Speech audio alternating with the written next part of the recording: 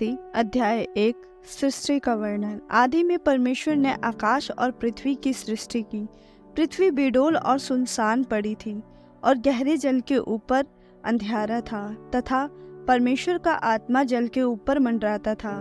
जब परमेश्वर ने कहा उजियाला हो, तो उजियाला हो गया। और परमेश्वर ने उजियाले को देखा कि अच्छा है। और परमेश्वर ने उजियाले को अंधियारे से अलग किया और परमेश्वर ने उजियाले को दिन और अंधियारे को रात कहा। तथा सांझ हुई, फिर भोर हुआ। इस प्रकार पहला दिन हो गया। परमेश्वर ने कहा जल के बीच एक ऐसा अंतर हो कि जल 2 भाग हो जाए। तब परमेश्वर ने एक अंतर बनाकर उसके नीचे के जल और उसके ऊपर के जल को अलग अलग किया और वैसा ही हो गया। और परमेश्वर ने उस अंतर को आकाश कहा। तथा सांझ हुई, फिर भोर हुआ। इस प्रकार दूसरा दिन हो गया। परमेश्वर ने कहा आकाश के नीचे का जल एक स्थान में इकट्ठा हो जाए और सूखी भूमि दिखाई दे, और वैसा ही हो गया। परमेश्वर ने सूखी भूमि को पृथ्वी कहा तथा जो जल इकट्ठा हुआ उसको उसने समुद्र कहा। और परमेश्वर ने देखा कि अच्छा है। फिर परमेश्वर ने कहा पृथ्वी से हरी घास तथा बीज वाले छोटे छोटे पेड़ और फलदायी वृक्ष जिनके बीज उन्हीं में एक एक की जाति के अनुसार हैं, पृथ्वी पर उगे, और वैसा ही हो गया।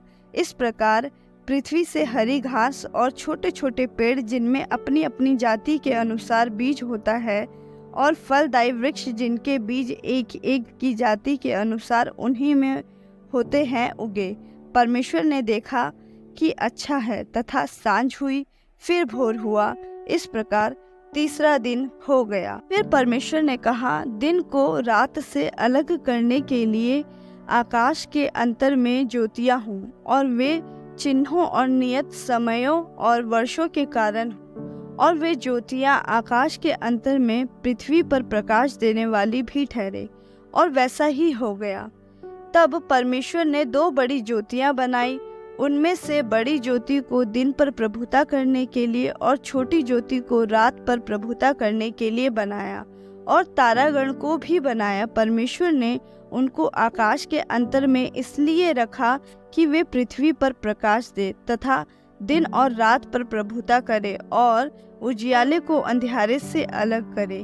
और परमेश्वर ने देखा कि अच्छा है। तथा सांझ हुई, फिर भोर हुआ।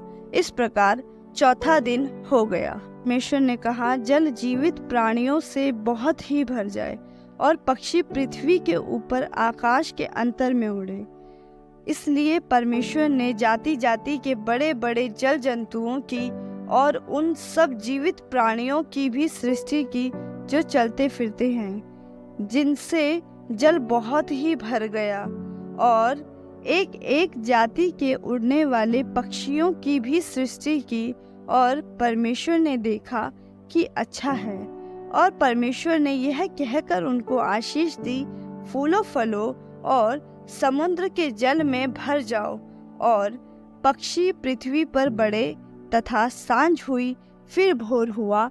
इस प्रकार 5वां दिन हो गया। परमेश्वर ने कहा पृथ्वी से एक एक जाति के जीवित प्राणी अर्थात घरेलू पशु और रेंगने वाले जंतु और पृथ्वी के वन पशु जाति जाति के अनुसार उत्पन्न हो।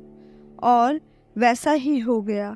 इस प्रकार परमेश्वर ने पृथ्वी के जाति जाति वन पशुओं को और जाति जाति के घरेलू पशुओं को और जाति जाति के भूमि पर सब रेंगने वाले जंतुओं को बनाया। और परमेश्वर ने देखा अच्छा। फिर परमेश्वर ने कहा हम मनुष्य को अपने स्वरूप के अनुसार अपनी समानता में बनाए, और वे समुद्र की मछलियों और आकाश के पक्षियों और घरेलू पशुओं और सारी पृथ्वी पर और सब रेंगने वाले जंतुओं पर जो पृथ्वी पर रेंगते हैं अधिकार रखे।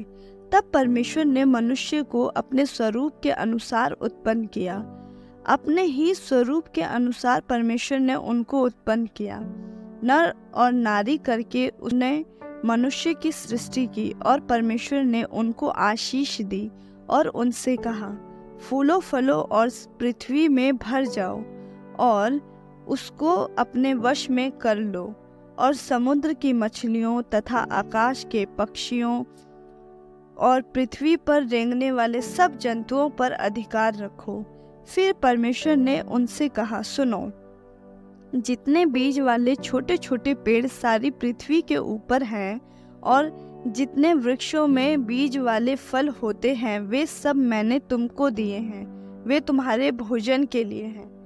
और जितने पृथ्वी के पशु और आकाश के पक्षी और पृथ्वी पर रेंगने वाले जंतु जिनमें जीवन का प्राण है, उन सब के खाने के लिए मैंने हरे हरे छोटे पेड़ दिए हैं।